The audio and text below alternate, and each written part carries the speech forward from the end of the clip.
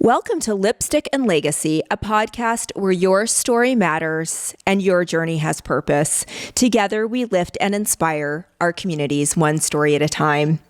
Today, I have the honor of interviewing David Marlon. Hello. Hello, Juliet. Thank you for the opportunity. I'm so glad you're here. I have so many questions for you. I have looked up some of the things that you've done in our community, and you have just really enriched Las Vegas. I am a fourth-generation Nevadan, and our community can be one of, like a transient community. People don't really believe there's like this rich tapestry of people. And I have to disagree. And you're one of those people that really weaves that fabric that makes it beautiful and makes it a community. For those that don't know you yet, who is Dave Marlon? Well, I am a 37-year Las Vegan who raised two boys here. Who Dave is he's a dad. And I have a 24-year-old son named David Owen Marlon. And, I learned very quickly as a father that he watches what I do more than he listens to what I say. And it became very important, my behavior and what I do once I had a son. Yes. It really changed my life. I tell a story. I was the Cub Scout master at the Meadow School for 5 years. Okay. And I had 40 boys who didn't know me as Dave. They knew me as Cub Master Dave. Mm-hmm. And then I learned, like on social media, when I wanted to respond to somebody and maybe be cute, I recognized before I would push send that not only are my friends going to see this, but some of my Cubs were going to see this. And once I realized that my Cub Scouts were going to see and hear about the things I do, to me it elevated the way I need to carry myself and the way I need to respond. So that ended up being a formative little change that occurred in my life. Another formative change was on May 15th of 2005, mm-hmm. I had my last drink of alcohol. Wow. And I'm a 20-year clean and sober person. And the switch to being in recovery was so much more than stopping consuming drugs and alcohol. Yes. It was really about developing a connection with a higher power. It was about living with purpose. Mm-hmm. I developed a mission to help other people as opposed to a mission of trying to accumulate wealth and get more. It was really a false idol. This American commercialism of get rich and famous. Uh-huh. It is a shallow promise. So Dave, let's go back a little bit. There is so much to your rich story and you have so much depth. I want to go back to your childhood. Where did you grow up and what experiences as a child shaped you for who you are today? I grew up in New York, and my mom and dad were 18 and 19 when they gave birth to me in the 60s. Mm. And they were different times. I quickly got two sisters, and I was the oldest brother. So caring for my sisters was something that was just an innate and something that I did, and I'm still very close to both of them today. We moved every year. So I was in a different school every year growing up. So I was a little unsettled as a result of that. Although I was just telling somebody last night, my grandparents, my mom, dad, and my two sisters and I, for many years, we slept in the same room. We were pretty poor. Mm-hmm. And I didn't know we were poor. I just knew that after you wake up, you fold the beds under so we could use that room. And the fact that we all... we lived in this very small area until seventh grade, when my parents were able to get a house for the five of us to live. But I'm very grateful for the time I spent growing up on Long Island. I have fond memories of my sisters and my mom and my dad. My parents got divorced when I was 17, but I had already left the house. Yes. So it didn't have as much of an effect on me as it has on many other people. Right.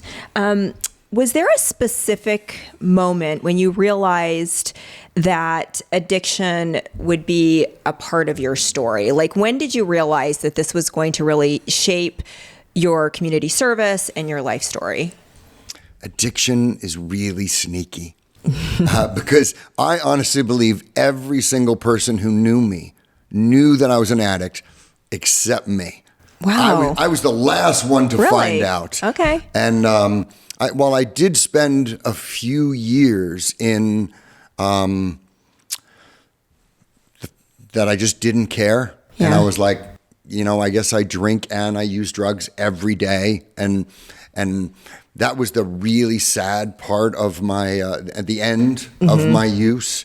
But again, everyone knew except for me. You. So what's your educational background? Like, did you go to college right away? What was that like? After high school, I got a scholarship and took a student loan so I went to a state school in New York that I paid for myself. Wow. Okay. It was a SUNY, State of New York, State University at New York at Stony Brook, and I got a 4-year degree, a bachelor's in economics. I then went and got an MBA at UNLV. And remember, this was the 80s now, so it was all about get the money. Yes. So I became a business master's, and I worked my way up working at Sierra Health Services, from a project manager to a director to a vice president to the chief operating officer to the CEO. But fundamentally, I was chasing money. I was thinking once I became CEO, once I became rich, then I would be enough. Mm-hmm. And I still remember after I sold my rehab and I had a large amount of money that was in my bank account, and I looked at my bank account and nothing changed. I still woke up and said my prayers. Mm-hmm. I still had to go walk the dog. Yes. I still went to my $17 Mr. Coffee pot and I made a cup of coffee. Mm-hmm. And even though I thought, having a big bank account would somehow fill this God-shaped hole in my heart, it didn't. It's interesting. So you said that you've been sober since 2005. Yes. What do you remember most about that turning point? I had always rationalized my use that I like it, that I earned it, that I work hard and I take care of a family and I pay a mortgage and I run a company, so I should be able to have my cheese or my reward on Friday night. It was a lie I told myself. I'd come home one night on my birthday, and my son and my wife at the time were there. And I could rationalize leaving my wife and going into my garage to drink. I had a house in Summerlin, and I really drank in my garage. And I was like, she's mean to me. She doesn't like me. If you were me, you'd go drink in your garage. Mm-hmm. But I looked at my 3-year-old son, who was perfect. And I couldn't rationalize why I wanted to. This boy just wanted to sing happy birthday and hang out with his daddy. And I wanted to go in my garage. And I reached a moment in my life where I could no longer rationalize my behavior. And I decided something is wrong with Dave Marlon. And that was your turning point. That was my turning point. After that, I could no longer lie to myself that it's my reward. What was the hardest part about choosing sobriety? The hardest part of choosing sobriety is that I had previously had a best friend who took all the hard edges of life away. And when I was sad or I was happy, I would use and I would get each of my neuroreceptors would receive neurochemicals and make me feel good. And I had what I call my best friend. And now I had to go through life raw and hardships, heartache, pain, celebrations. I now all of a sudden had to do it soberly. Sober, yeah. And I didn't have Welcome the skills. to the Church of Jesus Christ of Latter-day Saints. What a joy. Yes, we do it all soberly, and we're just enduring to the end, basically, right? So yeah, that is a hard part, and I think that's how we live, and it's hard to choose that every day. That's how I live too, and I'm so grateful that I get to live that way. Me because too. Hiding or masking with this false chemical is a lie. Mm-hmm. What were some early lessons you learned in recovery that still guide you today? My favorite one was when I went to rehab. So I went to a place. Was it here locally in Las Vegas? Or? No, it was in San Juan Capistrano. So you had to leave town to go find a place. I went to McCarran Airport. I had my last Bloody Mary. I then took a flight. Some lady who I didn't like met me at the airport. She had a little sign with my name, and I went in there, got in her white van, and I drove thinking, what is going on? And I get to this place. There's a bunch of weird people who I don't like or want to be around. And I walked into my room that they told me I was in room 3, and there was a guy there. And I was like, what do you want? And he said, hey, man, I'm Brett, and I'm your roommate. And I would kind of take some breaths because it's late, and they're going to wake us up at 6 a.m., and we're going to have to say our prayers.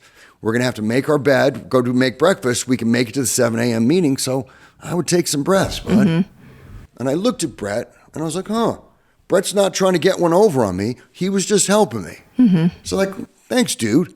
So I went to sleep, and 2 days later, this lady came into the rehab, and she was on the fentanyl lollipops, and she was fancy, and she was getting an expensive room. But I remember her crying and then fighting, and then she stormed into the room when I was sitting on the couch, and she said, who are you? And I said, well, I'm Dave Marlon. I'm in room 3, and you seem pretty wound up right now. If I were you, I would take a couple breaths, because they're going to wake us up at 6 a.m. and they're going to tell us to make our bed. You became the teacher really fast. Well, I did on day 3, and she looked at me, and she's like, all right, you're not trying to pull a hustle on me. Thank you. And for that very moment, I realized that as a 3-day guy, I could help a 1-day person as well as anybody in the world. So I learned in that very moment that I could actually be of service. That's a great lesson. Yeah, it really was, and impactful to me. What misconception about addiction do you wish people understood? That it was a choice. I wish people understood that no one says, I want to be a destitute heroin addict. Nobody says, I want to smoke crack until I ruin my life. No one says, I want to drink and get multiple DUIs and hurt people. Nobody wants that. I have a gene defect, and I respond differently to alcohol and drugs than normal people. And until I learned that and learned to address it and learned that I'm the kind of person who can't have those things, I was stuck. Too many people look and say, my son is struggling. Why won't he just man up? And to me, it's a lack of understanding about the disease of addiction. Yes, so interesting. How do you personally maintain your mental, emotional, and spiritual health today? Well, it's really critical. I'm going to say first is I wake up every morning and Dave's there. And Dave wakes up with either euphoria or terror or bored or whatever. And the first thing I do is I roll out of my bed and I get on my knees. And I have 2 prayers that I go through that really resets my life. And the standard Our Father, ends up with, thy will be done. And then all of a sudden, all this Dave wants, I don't want to go to work today. I'm going to do this. I'm going to make bacon and eggs and forget everything. Dave just quiets down and it's like, okay, thy will be done. All right. What do you want from me? Okay. You want me to go help people downtown. That reframing and that connection to God is the number one thing that helps me keep my mental health. Now, obviously, I don't use drugs or alcohol, and that's been a critical component for me. But I would not diminish the importance of service. Being able to be of service and help someone which I was doing just before I came here down at the treatment center, it takes me out of myself. And again, selfish Dave, he'll pop up, almost constantly unless I'm engaged in service. Yes, I truly believe deeply in service. And I tell people all the time, if you're feeling low, if you're feeling depressed, if you're feeling sorry for yourself, go serve somebody, whether it's a text or a meal or a ride for somebody. Get out of your head and think about somebody else, and you'll forget yourself. Truly believe that. Agreed. And if you're 3 days sober and you think, what could I do? You could go help a 1 day sober person. Yes, I love that. Thank you so much for that. What inspired you to create Solutions Recovery? I don't want to be dramatic and say just God, but I was in prayer, and I had a job. I had made a little over $1 million a year for the last 3 years. And in prayer, I felt I needed to leave this job, and I needed to go help people at a place like I went to and got help. There was an amazing story I'm going to tell you real quick. And I was, I'd opened the rehab for about a year, and I took my son to a place to go say my prayers in the morning, and the two of us were walking. And, out of the mouth of babes, he was about 4.5 or 5 at the time. And I got down under the tree by the pond. We said our prayer. He's like, what do you do? He's like, close your eyes, ask God. So we're walking back, and I'm holding his adorable little hand. And he goes, Daddy, what did you pray for? And I said, I prayed that I got more patients. By patients, I meant clients. So, I could pay our bills, and the whole thing worked. And he looked at me kind of like knowing for a 5-year-old. And I said, oh, what did you pray for, Owen? And he said, I prayed for the ones you already have. And it hit me like a ton of bricks that I was still reaching for more. And my son was identifying to me that I had some of God's kids that were in my care right now, and that I should be praying for them and keep my eye on the ball. So that again changed my life out of the mouth of babes. What gaps did you see in the systems that were existing that you wanted to address? Just give me your top 2. The healthcare financing system is not connected to the healthcare delivery system. You have no affiliations at all. They're almost opposing forces. So the fact that I'm trying to deliver immediate access to integrated care with longer treatment episodes, it's like I am the enemy to the folks who are trying to pay for it, and we need to get paid to be able to deliver the service. So the disconnect between payments and delivery of care is a giant problem. The other one, and forgive my Republican tendencies, but many of the governmental agencies think they're in charge and want to control and influence. And my position is, please let us help people. I keep seeing they just made a new county-led behavioral oversight group. There's state reviewers, there's county reviewers, there's federal reviewers. There's lots of folks who want to come in and scrutinize and correct and change what we do. There's very few people with their oar in the water, trying to row the boat forward. So what I would like is help doing the work and less help, pointing out things that might be wrong or should be changed or right.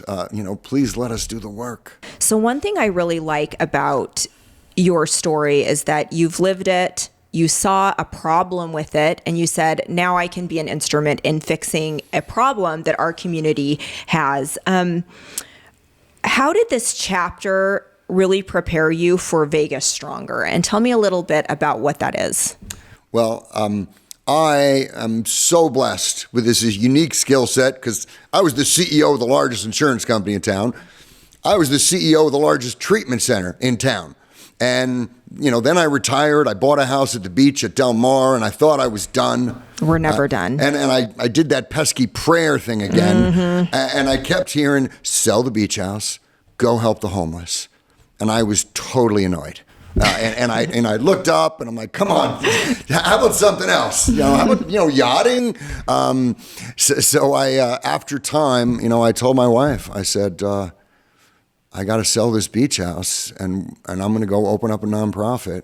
And I happen to have a beautiful skill set with the payers, the compliance and the operations. And now I have 85 clinicians that work for me. I have 5 psychiatric prescribers, and we offer integrated behavioral health care really to anybody who needs it. And we're just opening our 8th location. Wow. So we have multiple sites, and we recognize that there's a homelessness crisis, a substance use crisis, a mental illness crisis. And the answer to all of that is good quality integrated treatment. So we're basically a nonprofit treatment center offering help to the people who need it the most. Who does Vegas Stronger primarily serve? The homeless, Okay. people who are unhoused. That's our primary customer. Okay. And they're usually on a drug addiction 94% of them have a substance use disorder. and then mental health. About 75% of them end up with a diagnosed mental health condition. And this is by master's level licensed clinician who assessed them. And we had over 2,000 come in our door last year. And that's where I got that 94% number. Of the 2,000 who came in our door, 94% of them had a substance use. So if you're just treating addiction and not mental health, it can't work. Or if you're only treating mental health and not the addiction, it's like all these moving parts. And that's really hard. I mean, that's hard. It is hard. You It takes just time. fix it. And it's almost not even addiction and mental health. It's also childhood issues and traumas and shame, these layers, deep-seated things layers. that we need time to be able to help people process through them to be able to become self-supporting again. Can you share a story that truly captures the heart of Vegas Stronger's mission? There's so many. Pick a really, really good one. Yeah. I'm going to tell my favorite. I went to Valley Hospital because there was a woman who'd been homeless, using meth, selling her body for 2 years on the streets. She was very dirty, and she was in a bed, and there were some orderlies trying to hold her down because she was violent. And I had got a call from her parents that she was there. And I walked into the hospital room, and I didn't say anything clinical. I said, "Yo," really loud. And everybody stopped, and they looked at me. And I said, "I'm Dave from Solutions." And the girl jumped up out of the bed, and she said, "I'm going with him." And she stopped fighting everybody. And I was a little surprised. and she grabbed a little plastic bag with her stuff. And the nurses were like so thrilled to get rid of her. They're like, "We'll handle her discharge." They gave me a piece of paper. And I walked down to my truck, and I said, "Let's go to Solutions." We got in my truck. And I start driving to Solutions, and she put her feet up, and she started like trying to take apart the vent in my air conditioning. And I realized I might have gotten in over my head, with a very mentally ill person who was in my truck. But I brought her, I brought her to the treatment center, and she became nonverbal. She was not being supportive or responsive to any of our treatment. We kept her for 19 days until we brought her downstairs to the salon. In the salon, they washed her hair. She said she wanted to dye her hair with a white thing and black on the sides, and they said okay. And they dyed her hair, and then they cut her hair, and they cleaned her.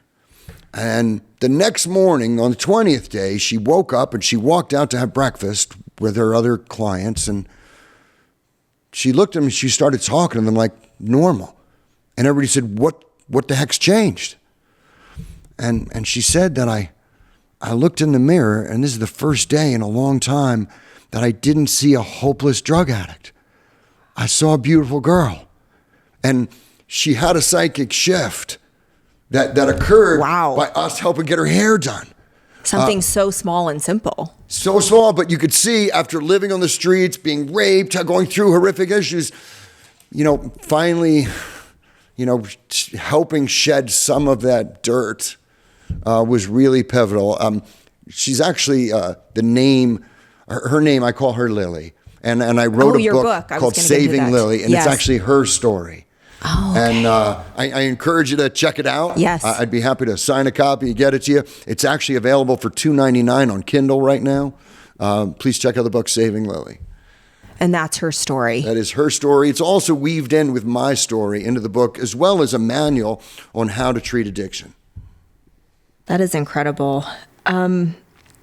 You've addressed a lot of issues that we have, and we go down and feed the homeless sometimes, and we see the same people and the same problems over and over monthly. The same people come and take these meals. What still needs to change? You need to stop enabling homelessness by going to camps and feeding the homeless. You're enabling them to stay in that unhealthy cycle. If you have some meals and you want to bring them to the Las Vegas Rescue Mission or Salvation Army or Catholic Charities or to Vegas Stronger, then the clients who are coming off the streets who are doing something to get well, we would happily feed them. But, and this is a terrible story, but you had a stray cat when you were growing up and your parents told you, you can't feed that cat because if you do, you have a cat. It's the same thing with humans. What about looking at from a perspective of what about the humanity? What about me going down, seeing this person, bring my children? There's this connection of humanity that I don't get when I walk in and donate my canned goods or something. There has to be something for that. We could arrange for you to feed people who are just coming off the streets in our clinic. I love that. Well, and this way your kids could feel it, get to know them. You know, we learn very quickly because I'm just trying to run a counseling center with some psychiatrists. My clients can't respond if they're starving. So I got in the food business right away. I then got in the clothing business because most of them didn't have clothes, and I needed to give them clothes. With those needs. So now I'm in the clothing business. Yes. I'm in the food business. I have 10 buses. I'm in the transportation business because my clients can't get there. So Vegas Stronger became bigger than a clinic because we have to address each of those needs. But all of us as a community, we need to stop propagating and enabling homelessness and instead help them get well. I know you and your kids and your church don't want to continue this healthy cycle. I know you want to effectuate positive social change. Yes. So do it by working with a community partner who's going to help get them treatment. I actually really like that answer. Thank you. Thank you. Okay. What led you to your role as an interventionist on A&E's intervention? Well, I mentioned I owned the largest drug treatment center in the state, and what feeds a treatment center are new clients. So I started getting word out and it's surprising how often people reach out to me on social media. You know, can you help my son, my daughter, my husband, my wife, my cousin, my grandma, whatever. So I became skilled at doing interventions. I then the community college said they wanted to teach a class, and they asked me if I would come teach the class. So for a couple semesters, I taught a 12-class intervention program, so I was teaching it. Then I heard that A&E was coming to town, and they were looking for an interventionist, and they called me, and I said, sure, I'd be happy to, and I did 2 interventions on camera, and each of them were absolutely amazing. The first one was a girl who was living in the tunnels, and she'd been estranged from her family. Her family had flown down from Milwaukee, and the word got out that A&E was there, so she hightailed it out, and she had ran. And we spent 3 days trying to find her before one of my good lawyer friends called me and said, she's in Clark County Detention Center. So fortunately, Vegas being a small town, I called some of my friends, and I said, it'd be really cool if she got released at 4 p.m. today. So I had all the TV crews come to the back door of the jail. And at 4 p.m., they opened the door. She got out, and she saw yours truly. And I said, hey, let's talk to your mom and your sisters. Yes. And we sat her down on the sidewalk. We did the intervention right there. And she's still sober today. Wow. That was 2.5 years ago. And it was beautiful because when I treat a doctor, and I tell the doctor that if you don't do this, you're going to lose your license. Or I treat somebody who has a house. then, oh, your wife's going to throw you out unless you do this. I have a lever. A lady living in the tunnels has with nothing. I had lose. no leverage. They have nothing to lose. So all we really had is love to be able to convince her to enter treatment and leave her best friend and get well. How is the show different than like reality? Or did it kind of show in the light? Was it actuality? I was surprised. I was thinking it was going to be all scripted, and it sort of was while all the crews were getting in place. But then once they were there, the producer was like, "You go," and I'm like, "Me?" And they're like, "Yeah." I'm like, "All right, here's what we're doing." And then I drove, and it was really my show. At one point when we were in the tunnels, some of the tunnel dwellers found out it was A&E, and they wanted to get paid. So on camera, a big fist fight occurred while people wanted to push them into giving them money. But they kept it running. So season 22, episode 3, you could see a fist fight in the Las Vegas tunnels with me there. Oh, it was pretty goodness. Cool. That's really interesting that you got to do that. Okay, I have a couple more questions. Please. I see your signs all over town. You're running for city council. Why are you running for city council? Again, it comes down to service. I love our city. I know, I can tell. I've spent 37 years here. My wife and I, we've purchased our plots at Palm Mortuary. So we're not only here for a while, we're here forever. For eternity. Yeah. Okay, welcome. So I care about our city. I saw the current city council pay a $635 million settlement to a developer for an error that they made. And they didn't pay that $635 million. That was for Badlands. They didn't do that with their money. They did it with our money. And to me, I used to run an insurance company, and I know how to engage in loss mitigation, how to make sure you settle suits early, how to be a good fiscal steward for our money. And I do not like inefficiency. I do not like government waste. And I would like to make some meaningful impact in the fiscal affairs of the city of Las Vegas.